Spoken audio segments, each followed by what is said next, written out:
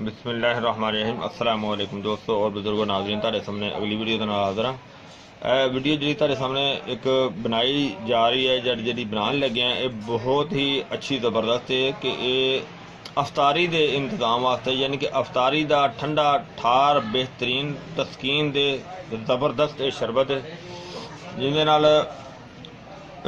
बहुत ज़्यादा बीमारियां का फायदा होता है और बहुत ज़्यादा दिल में सुकून होएगा और बहुत ज़्यादा आसानी होएगी तो बहुत ज़्यादा सुकून मिलेगा, ताकि रोज़ा रखन दे नाल जिहड़ा आइंदा दूसरा रोज़ा रखना है उस दे विच तुहानूं परेशानी जिहड़ी है ना वो नहीं होएगी।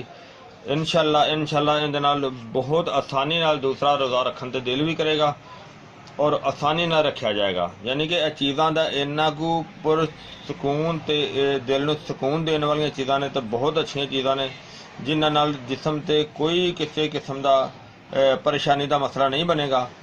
यानी कि रोज़े की प्रॉब्लम तकलीफ वगैरह महसूस नहीं होगी, क्योंकि गर्मी के रोज़े ने रोज़ा बेशक अपना आप महसूस करवाता, लिहाजा है कि इहदे नाल बहुत आसानी होएगी। लेकिन यह चीज़ां तुहाडे सामने सिर्फ और सिर्फ चार चीज़ां ने और ये चार चीज़ां का तुहाडे सामने सारा असीं मुकम्मल शरबत तुहानूं तैयार करके दिखावांगे और तुसीं पूरी वीडियो जिहड़ी ना उहनूं गौर नाल देखियो और इहनूं तुसीं लाइक करियो, शेयर करियो, सबसक्राइब करना बिल्कुल नहीं भुलना। इंशाअल्लाह सारी वीडियो जिहड़ी तुहानूं बड़े अच्छे और बड़े ज़बरदस्त तरीके नाल दिखावांगे। और सब तो पहले तुहानूं मैं दस दियां कि किहड़ियां चीज़ां असीं इहदे विच शामिल कीतियां ने। सब तो पहले नंबर पर सिर्फ नीलोफर के फुल लगे ने, कुल नीलोफर है और तुसी ये सारिया चार चीज़ां जिहड़ियां ने 50-50 ग्राम जिहड़ा इन्हां दा वजन लेना है और उहदे 50-50 ग्राम दे विच तुहाडीआं कम 3 बोतलां तो 4 बोतलां बेहतरीन जिहड़ियां ना वो बन जाणगीआं, बेहतरीन ज़बरदस्त। और 50-50 ग्राम ये लैके इहदे विच तुसी 4 किलो सिर्फ चीनी पानी है तो 4 किलो चीनी के नाल बेहतरीन तुहाडा ये शरबत तैयार होएगा।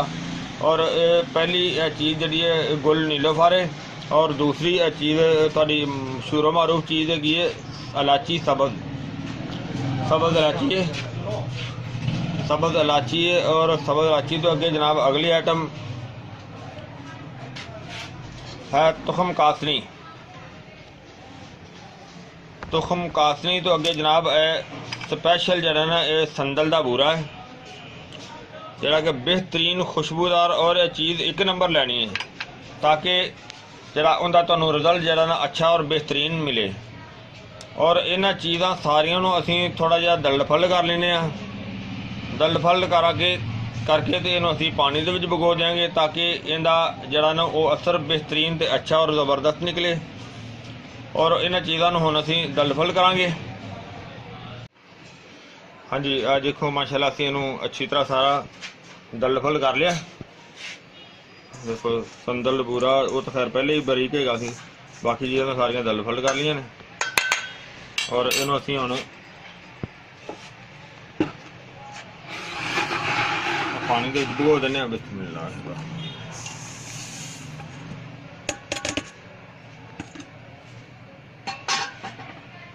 और इनू हुण जरा ना असीं इस तरह ही रख दें और सुबह इनू अच्छी तरह उबाला दे देंगे।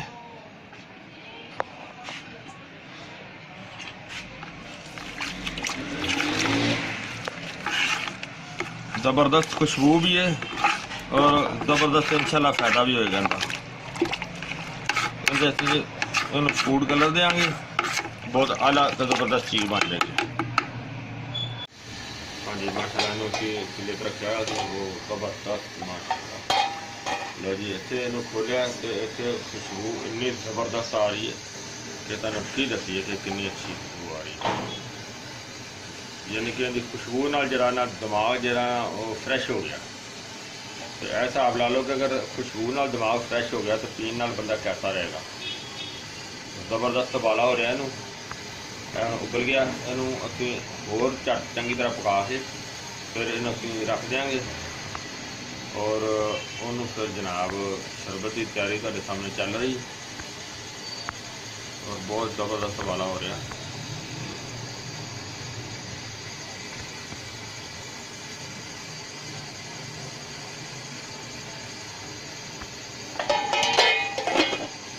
हाँ जी, इनू असीं राती भी उबाला दिता सी, इनू सुबह फिर दोबारा उबाला दे के रखा सी ਤੇ ਮਾਸ਼ਾਅੱਲਾ ਜ਼ਬਰਦਸਤ ਖੁਸ਼ਬੂ ਵੀ ਆ ਰਹੀ ਹੈ। ਔਰ ਇਹਨੂੰ ਅਸੀਂ ਹੁਣ ਇਹਦਾ ਪਾਣੀ ਜਿਹੜਾ ਨਾ ਉਹਦੇ ਚ ਬਿਸਮਿਲ੍ਲਾਹ ਰਹਿਮਾਨ ਰਹੀਮ ਉਹਨੂੰ ਪਾਉਂਦੇ ਆ।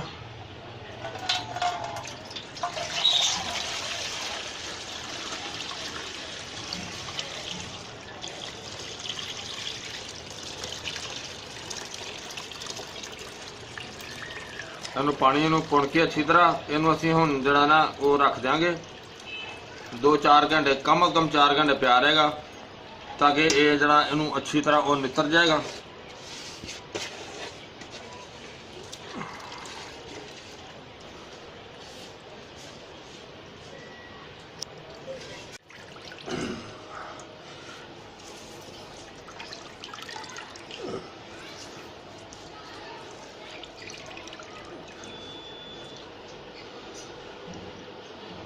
ਬਾਕੀ ਨੂੰ ਰੱਖ ਦਿੰਨੇ ਆ।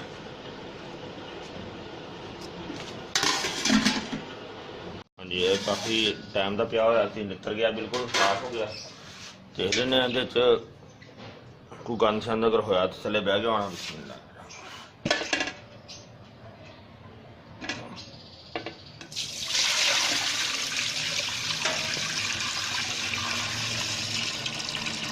ਗੰਦ ਅੰਦਰ ਚ ਹੈ ਹੀ ਕੋਈ ਨਹੀਂ,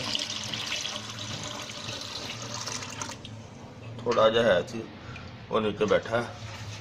और इसे चूल्हा चला के चीनी भी अंदर पा देने। इन्हें पानी को चीनी पा दी है।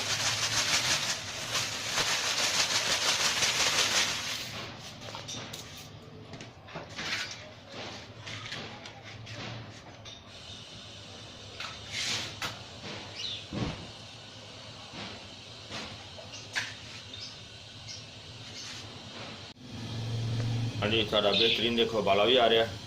बस जिस तरह थोड़ी देर तक सारा बाला क्लीयर हो जाएगा और धार जी ठीक हो जाएगी दोनों जनाब अपनी खुशबू बेहतरीन ज़बरदस्त आ रही।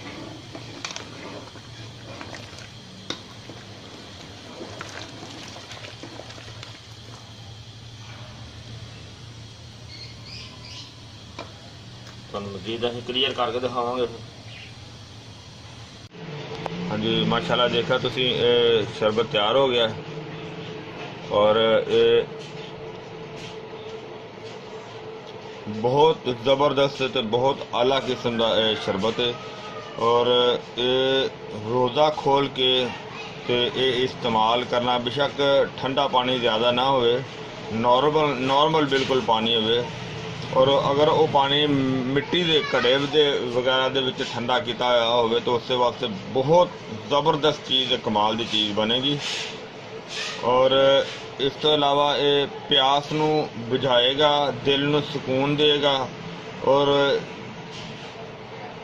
मसाने की जलन वास्ते बेहतरीन चीज़ है। मसाने की गर्मी वास्ते बेहतरीन चीज़ है, ज़बरदस्त है। पेशाब की जलन नू फौरी रोकेगा, पेशाब की पीलेपन की रंगत नू ठीक करेगा।